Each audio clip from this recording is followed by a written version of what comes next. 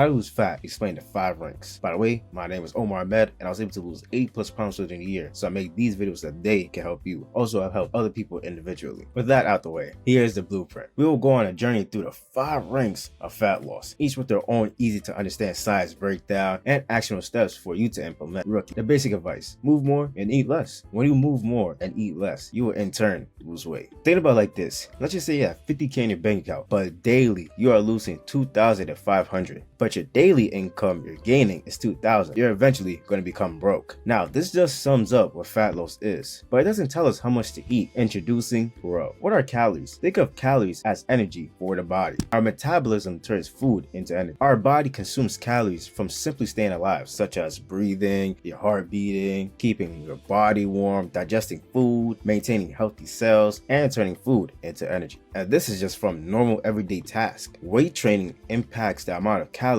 you burn at rest. So necessarily when you go ahead and go to the gym and then you pump an iron, that doesn't burn a whole lot of calories. However, when your body is just resting afterwards, trying to repair all the micro tears in your muscles, you are burning more calories because your body got used to calories to go ahead and fix the damage that you had done. Cardio burns calories directly. A 30-minute walk can burn up to 150 to 200 calories. But the biggest factor on whether you lose weight or not is your diet. Think of your diet as intentional eating. Now, when someone says, "Oh, I'm on a diet," that just means that they're being intentional of what they're eating. So instead of just mindlessly ordering McDonald's, you are instead choosing what to eat depending on the calories and macro split. For example, let's just say your daily calorie limit to maintain body weight is 2,500. Your daily calorie limit to lose body weight is 2,250. Choose one. Let's just say you only have 500 calories left. Which one are you eating? The burger or the salad? You will go with the burger in this situation because it fits your calorie budget. And some of these salads be having more calories than the actual burger, so that's actually realistic. More calories burned than calories consumed equals fat loss. Okay, how can I determine how much calories to eat then?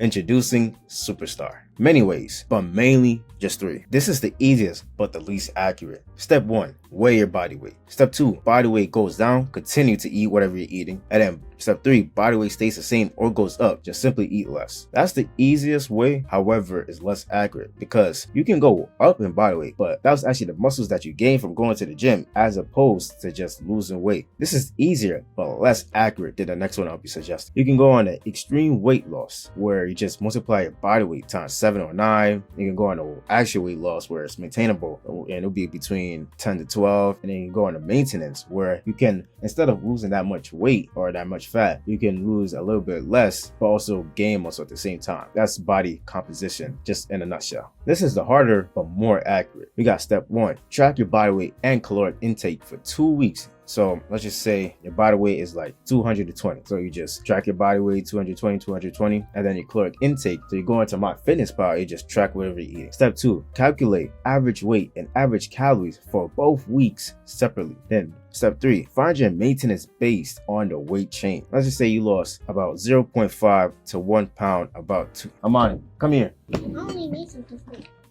I'm recording. You're on camera. No. Yeah, you wanted to interrupt me, right? You're on camera. They can all see your hair, how it's messed up. Yeah.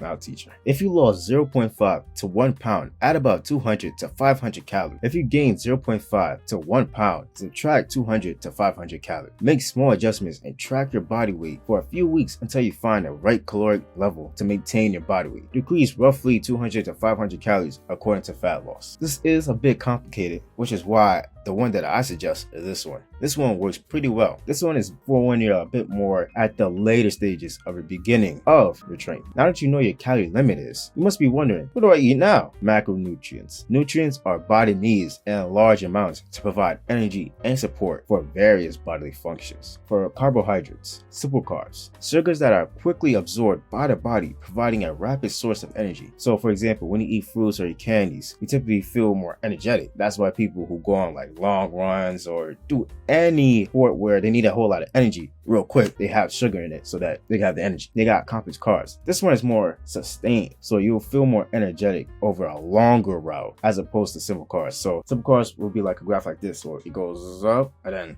it drops down. But simple carbs is like, it's a gradual up and then is like a gradual down.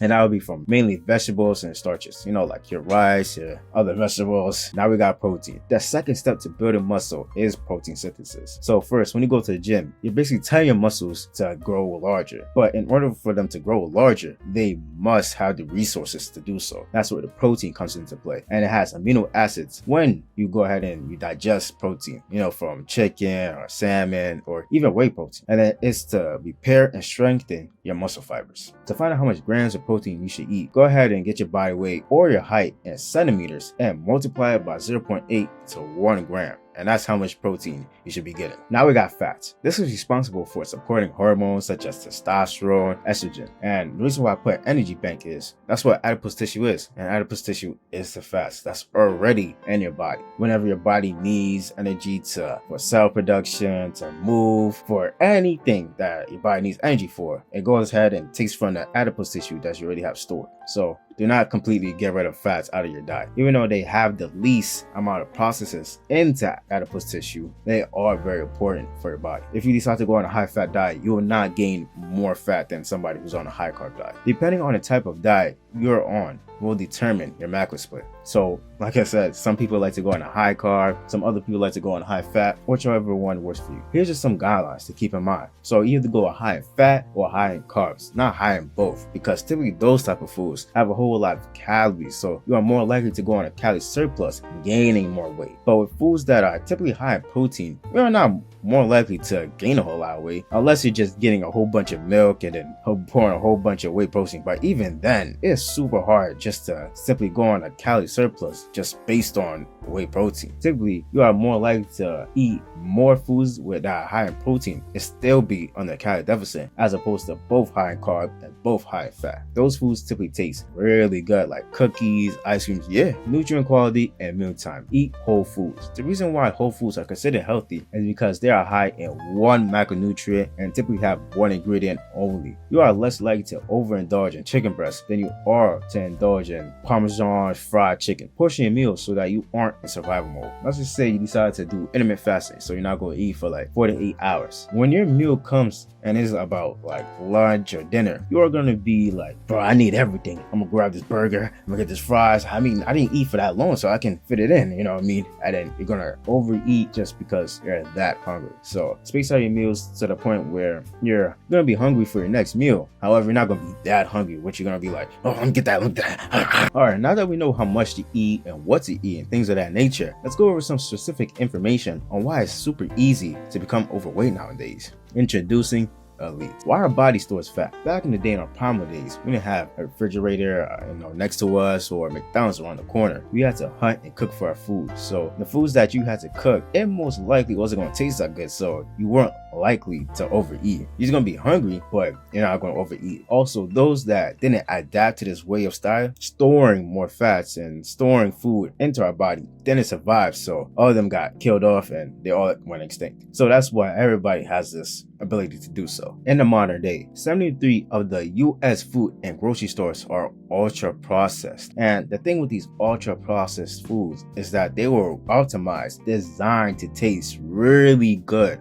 So the perfect amount of fats, protein, carbs, sugars, everything. And they are 52% cheaper than minimally processed foods. So yeah, these foods that got high in carbs and high in fats are cheaper than the foods that are just high in one of them, high in fat or just high in carbs. Here are the 4 laws of habit addiction by James Clear. James Clear made the book Atomic Habits. First one, make it obvious. When you go into a grocery store, you'll see a big sign of cereal and then you'll see a whole bunch of cereals. That just makes it obvious right there. And they'd be like, okay, get 2, you get for what's the deals? You get 50% off for 1 if you buy 2. So you get the full price of just 1, but you just buy 2. Make it obvious. Make it attractive. As you can see, they're using logos. They got this mascot right here. They use a red. And red has been shown to increase appetite and attraction. Make it easy. The whole process is easy. You get a bowl, you get milk, and you get cereal. I was so good back in the day when I was like 230 pounds at pouring cereal is that I would literally pour them at the same time and get the perfect amount, in which I had a little bit just to drink at the end, and I wasn't having too much cereal or having too much milk. So the portions was 1-to-1 perfect. And then make it satisfying. It is loaded with sugars. I mean, a full bowl was like 500 calories or 600 calories, and it doesn't even feel like you ate that much. And then you're gonna feel mad gassy. And it was just, why are sweets so addicting? Body doesn't specifically crave sweets, but they crave the fatty and amino acids. And the same system that, wants the fatty acids and amino acids also crave sweets. So the foods that you can do to suppress your feeling of wanting to eat sweets are foods that are high in protein, like your chicken breast, your fish, your beef, all those foods that are high in protein. Take a look at the average American diet macros. 50% carbohydrates, 35% fats, and 15% protein. The definition of food: it is a substrate contributing to either growth or burning of an organism. The food must protect the liver, support the brain, and feed the gut. If it does none of the three, it is poison. Foods with excessive amounts of trans fat and sugars are poison. What does the poison do? Trans fat causes fat to build up in the liver. This triggers inflammation as the liver cells are getting stressed. Inflammation weakens insulin, leading to higher blood sugars and fat storage. So if you're not familiar with what insulin is, think about it as taxis for the blood sugar into the cells. So when you eat carbs, it goes into the blood and then it delivers it to the cell so that you have energy. But when you have insulin resistance, which is making it harder for the insulin to go ahead and transport them into the cells, you are going to be transporting the blood sugar into the fat, having less energy. The excessive sugars intake can reduce the amount of bacteria in your gut, ultimately leading to increased cravings and insulin resistance. And typically, these foods are relatively higher than other foods in trans fat and sugar. We can still eat them, but in moderation. So I try to get a New York average person diet. I'm from the Bronx, so feel me, I had to rep for where I'm from. All right, we got the breakfast, and then usually they get a cream cheese bagel with like a coffee, any type of coffee. Then the lunch is a chopped cheese on a hero. We got some Doritos, and then a fruit punch Arizona or whatever. I don't know. People over here like to, okay, that's not important. We got dinner burger from McDonald's, and they got like 10-piece chicken nuggets. They got some fries on the side. You know how it go. And then they got like a high sugar Coke with them as well. Instead of that, how about you have an egg and cheese sandwich and they have some water instead? Then you have chopped cheese on wheat bread and Diet Coke, chicken thigh, white rice, and mixed vegetables. Now you see how we have poison in our diet. However, our body can handle, some poison. I mean, there's people who are 600 pounds and like 30 years old. They're not gonna make it to 40, but surprisingly, they was able to make it to 30. Instead of drinking all your calories, because drinking calories is just, it feels like nothing. I mean, this bottle right here, I imagine this had a whole bunch of sugars, saying like it's orange juice or whatever, and then you just drunk it. That's like 100 calories right there that you could have spent eating more food. That's actually gonna make you feel something. Have your diet contain only 20% of poison, and you will avoid excessive inflammation buildup. Why whole foods are considered healthy? Now, there was a study done. They had two groups of a whole bunch of participants. So their whole diet was controlled, and they was hospitalized. They weren't beat up or anything. They just got them in the hospital so they can control what they was doing. One group had whole foods in the beginning, and then another group had ultra-processed foods. With now knowing about why it's super easy to become overweight and how to combat it, let's find out what actually happens within our body. Introducing Hall of Fame Menace. Although this main discussion is about calorie deficit, let's see why we need calories in the first place. We got resting metabolic rate. This is essentially the calories you burn at rest. So either breathing, your regulation, blood regulation, and cell production. Your body needs all these things to actually function. It makes sense, but what specifically happens during a calorie deficit phase? We have the process known as lipolysis. This is the first step, fat mobilization. A fatty acid is attached to glycerol, and that's what your body uses for energy. The goal is to get an enzyme called liposide to break the chain, then get the albumin to deliver the fatty acid to the cell, and then it can be turned into energy, which is the next step. However, if it is not oxidized, it can be turned into adipose tissue again. That's where this process comes into play.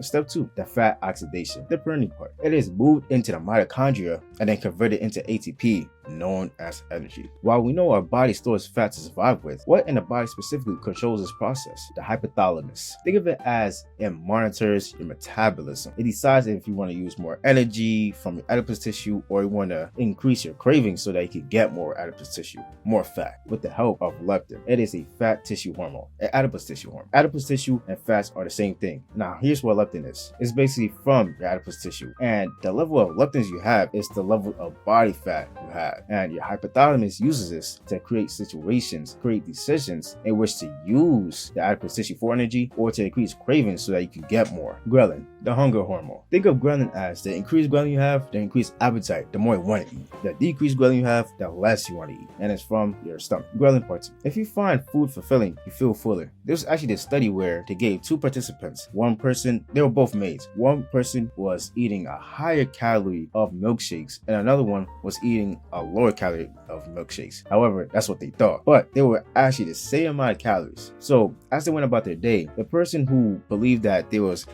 higher calories actually felt more fuller compared to the person who thought it was very low calories. So if you can just believe it in your mind, I'm not saying that you're going to be able to eat chicken and rice combo for 12 weeks and you just tell yourself, oh yeah, it's very satiating. It's just that your mind plays an influence on the whole fact. Now we got the gut-brain axis. This is basically the communication between your brain and your gut, with the hypothalamus, and then you got the ghrelin and all those hunger hormones and things of that nature. Excessive trans fat and sugars can interfere with this communication. Here's an example. This can cause you being confused, thinking you want more food, where in reality, you wanted more water. Thirst mechanisms. Dehydration is driven by negative reinforcement. So when you are dehydrated, when you are just wanting water, you will do anything you need to do just to get the water, because it really hurts. However, with hunger, you are driven by positive reinforcement. You're going to want to eat something good. When you're really hungry, you're just thinking about the burger or the pizza or whatever. Now, let's just say you're eating a salty meal and it's from a burger and fries. You may think that when you're eating it and then you're done, you want more of the burger, but you more likely want more water, because these companies, they want to do anything they can do to make the food as good as possible. So they're going to pour soy on it, and then while you're thinking that you want more food, you actually wanted more water. The nervous system. Think of the nervous system as a communication loop, a continuous loop between the body, the spinal cord, and the brain. So it's what actually allows the gut-brain axis to actually happen. It is an electric flow. Think about the neurons are just connecting together just throughout the body, and it controls our actions and perception. The oxidation part is favored by adrenaline from the adrenal gland or the sympathetic nervous system. So think about the sympathetic nervous system. The way I say sympathetic, think about it as when anybody gets into a fight, you're going to either freeze or you're going to want to square up or you're going to want to run. Now we got 3 types of adipose tissue. We got white adipose tissue, brown adipose tissue, and beige adipose tissue. The difference is the brown adipose tissue can be burned on its own. It doesn't need to be taken out or converted or any of that process. It can be burned right there and then, as opposed to white and beige adipose tissue. That's just because it has